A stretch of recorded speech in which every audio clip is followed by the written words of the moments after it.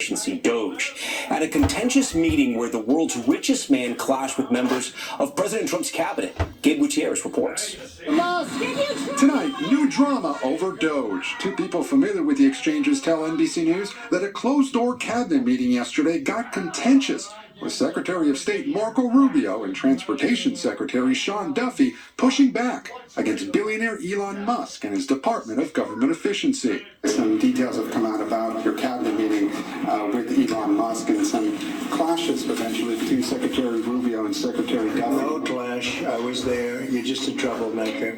And you're not supposed to be asking that question because we're talking about the World Cup. Elon gets along great with Marco, and they're both doing a fantastic job. But the two sources say Rubio and Duffy did push back on Musk, accusing him of firing their employees without any consideration for whether letting them go was a good idea in terms of maintaining quality and critical staff.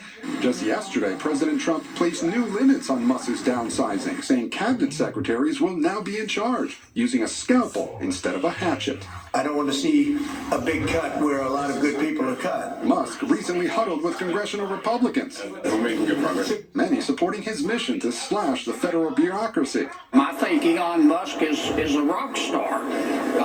The tofu crowd is mad, but you know, when you trim fat, pigs squeal. That's just the way the world works. Well, tonight, the Trump administration is also responding to recent campus confrontations over Gaza, canceling about $400 million in federal grants to Columbia University over what it says is the school's continued inaction in the face of persistent harassment of Jewish students. Jewish student Eden Yadigar says she's feared for her safety. I have been screamed out on campus. I have friends that have been physically assaulted on and around campus for being Jewish. A spokesperson for the university says it's committed to combating anti-Semitism and ensuring the safety of its students. Gabe, it is busy at the White House tonight. I know you have new reporting about President Trump reaching out to Iran about talks to restrict its nuclear program.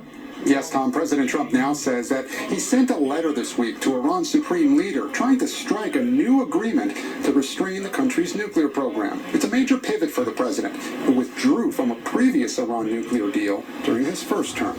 Tom? All right, Gabe, we thank you for that. Now to the escalating trade war launched by President Trump, today proposing even more new tariffs on one of the U.S.'s biggest trade partners. Garrett Haake for us tonight in Toronto. On the icy streets of Canada's largest city, a new attitude toward the U.S. You don't stab the back of your friend. I think it's disgraceful. We're very pro-Canadian. We don't want to be the 51st state. Canada has been ripping us off for years on tariffs. In the Oval Office this afternoon, President Trump floating new tariffs on Canadian lumber and dairy products, on top of the 25% levy imposed this week on most imports from Canada. And we may do it as early as today, or we'll wait till Monday or Tuesday. But that's what we're going to do. We're going to charge the same thing. It's not fair. The confusion and costs chipping away at Canadians' innate politeness. This is going to screw us and it's going to screw you guys.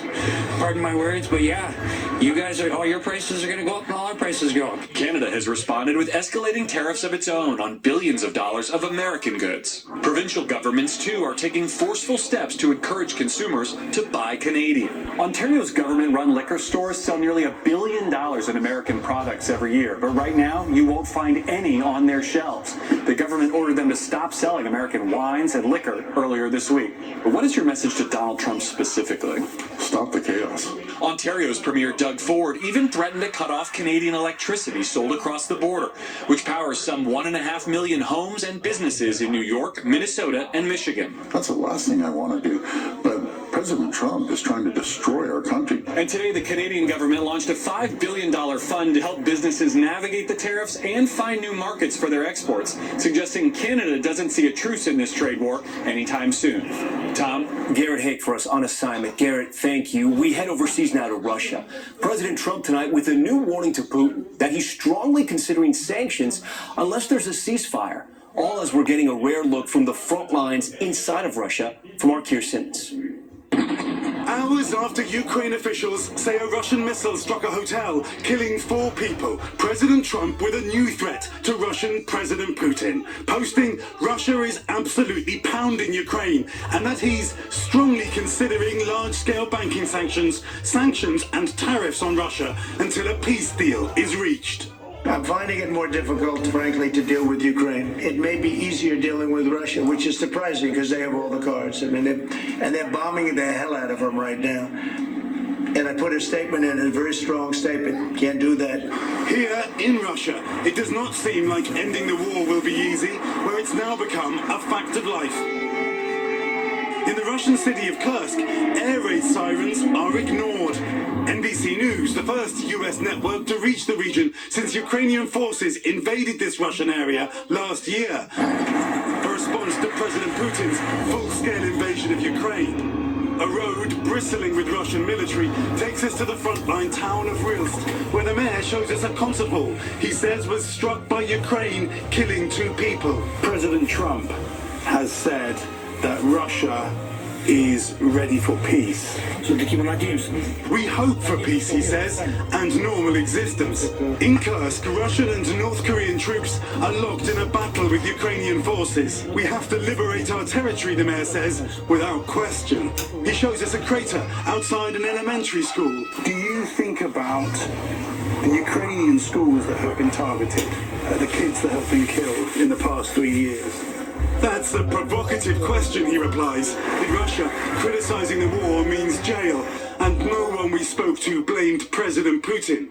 Everything rests on Zelensky, this man says. Others believe President Trump can help. Trump's this wonderful man. But Russian officials tell NBC News they're not in a hurry for a Trump-Putin summit. Moscow plans to drive a hard bargain. Tom? Keir Simmons in Moscow tonight for us. Keir, we thank you for that. In 60 seconds, the new fallout from yet another Starship explosion over the Caribbean. The new air traffic control audio just in, and what Elon Musk is now saying.